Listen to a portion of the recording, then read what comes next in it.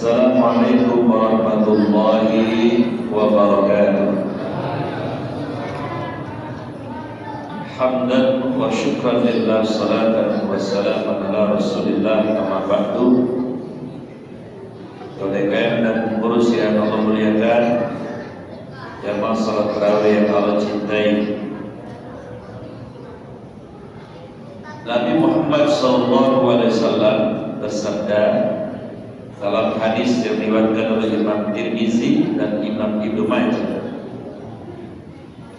salah satu ada 3 golongan la turaddu, sekali-kali tidak ditolak da'watahum, doa mereka. Jadi ada 3 golongan manusia yang Allah tidak menolak doanya. Yang pertama, kata Nabi, imamun adil, pemimpin yang adil.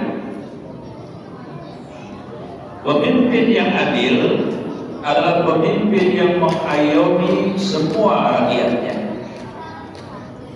Dia menghukum siapapun yang bersalah, tidak tajam ke bawah, tumpul ke atas.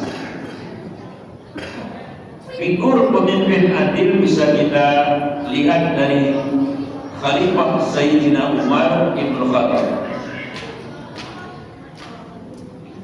Beliau punya gubernur Mesir namanya Amr bin As.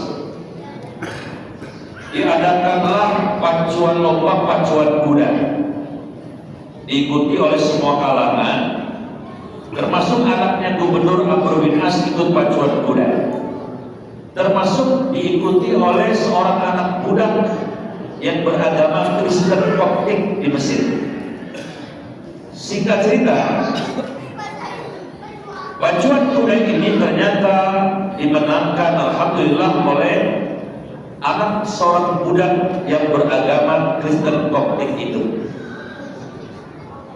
Anak gubernur Amr bin As mungkin jealous atau mungkin psikologinya tidak nyaman. Si anak budak yang menjadi pemenang itu dipukulnya atau ditempelengnya kepalanya tanpa ada salah apa-apa. Ayahnya tidak menerima perlakuan itu, karena kalau mau lapor ke gubernur, tentu saja gubernur ayahnya si pelaku. Maka ayahnya melaporkan ke Khalifah Sayyidina Umar di Madinah. Singkat cerita, mendengar laporan itu, Sayyidina Umar memanggil gubernurnya dan anaknya tadi, dihadapkan kepada beliau, lalu diadili di hadapan langsung. Dan karena tidak punya argumentasi apapun di mana si anak gubernur itu memukul, tidak ada alasan yang dibenarkan oleh agama, akhirnya Sayyidina Umar menghukum anak gubernur itu dengan cara yang setimpal. Apa itu caranya? Anak budak yang beragama Kristen Koptik tadi disuruh menempeleng anak gubernur Amr bin Asnya tadi, dan terjadilah penempelengannya itu, lalu dianggap impas adil. Ini baru pemimpin yang adil. Jadi tidak tumpul ke bawah, tidak tumpul ke atas, tajam ke bawah. Sayyidina Ali ketika menjadi Amirul Mukminin pernah terjatuh baju besinya dari ontanya, dan qadarullah yang menemukan adalah orang Yahudi. Imam Ali lihat, tapi ketika Imam Ali klarifikasi dan konfirmasi kepada si Yahudi tadi, entah argumentasi apa yang ingin dibangun, Yahudi bilang ini baju besi saya. Karena kedua tidak kompromi, diajukanlah ke seorang hakim yang namanya Suraid hakimnya. Diadili peristiwa ini. Lalu sang hakim mengatakan, wahai Tuan Amirul Mukminin, silahkan Anda menghadirkan saksi sebagai penguat bahwa baju besi ini adalah milik Anda. Maka Imam Ali mengajukan budaknya dan yang kedua putranya Imam Hasan. Tapi sang hakim hakimnya juga adil. Karena pemimpinnya adil, Imam Ali, hakimnya juga adil. Mengatakan, mohon maaf Tuan Amirul Mukminin, saksi yang diajukan Anda dalam perspektif syariat Islam tidak diterima karena adalah putra kandung Anda dan budak Anda. Kesimpulan, baju besi ini akhirnya jatuh ke tangan si Yahudi tadi, bahwa dia milik Yahudi, dan Imam Ali kemudian tidak masgul dan sebagainya, karena memang ini pengadilan. Selesai pengadilan itu, sang Yahudi menghampiri Imam Ali. Dia mengatakan, wahai Tuan Khalifah, sebenarnya saya tahu ini baju milik Anda, tapi saya ingin tahu bagaimana keadilan yang dibangun dalam konstruksi hukum dalam Islam.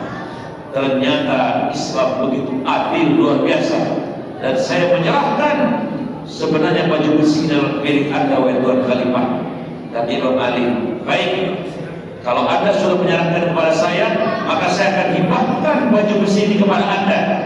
Yahudi itu kemudian mengatakan, asyhadu an la ilaha illallah wa asyhadu anna Muhammad Rasulullah. Masuk Islam orang Yahudi karena terkagum-kagum dengan keadilan sang pemimpin besar yang bernama Amirul Mukminin.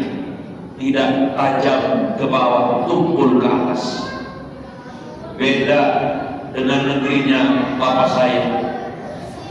Laut 30 km dipagerin, yang kena hukum cuma kepala desa.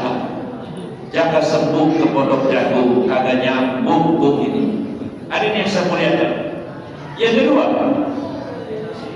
orang yang doanya tidak ditolak oleh Allah, kata Nabi, adalah al-mazlum, orang yang teraniaya dalam pandangan Allah, terzalimi. Tidak memalas dia menyerahkan semuanya kepada Allah. Ini adalah kisah nyata. Sebut saja namanya Pak Agus. Kisah nyata.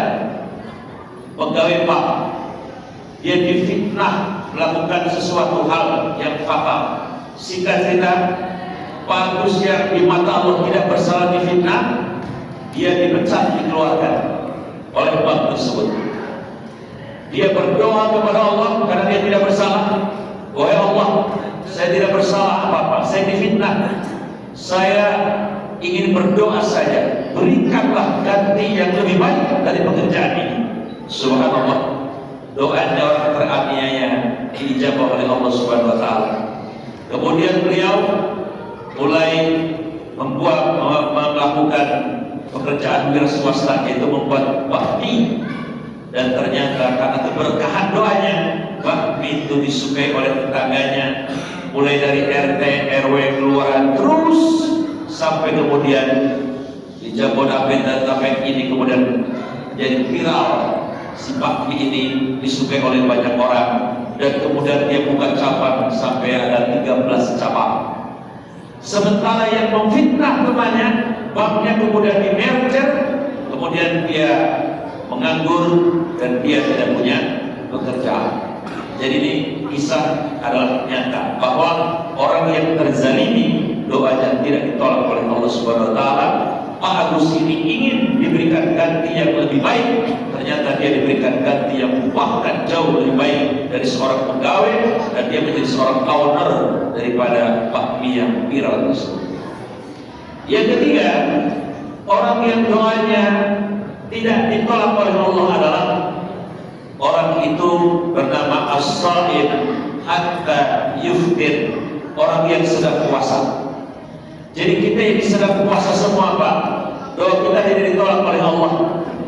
Dari mulai kapan tidak ditolaknya? Minas sahri hatta yuftir, dari mulai sahur sampai nanti buka, doa kita tidak ditolak oleh Allah Subhanahu wa taala. Subhanallah, kalau ini kita manfaatkan, banyak-banyaknya meminta dalam urusan dunia dan urusan akhirat, terutama setelah sholat dan sebagainya, insya Allah doa itu akan didengar dan tidak ditolak oleh Allah Subhanahu wa taala. Mudah-mudahan kita adalah bagian dari hamba-hamba Allah yang salah satu ada yang di antara kita itu tadi yang disebutkan dalam hadis tadi, ada 3 golongan yang doanya tidak ditolak oleh Allah. Setidaknya kita semua yang sedang saum ini insyaallah doanya tidak ditolak oleh Allah. Amin ya rabbal alamin. Assalamualaikum warahmatullahi wabarakatuh.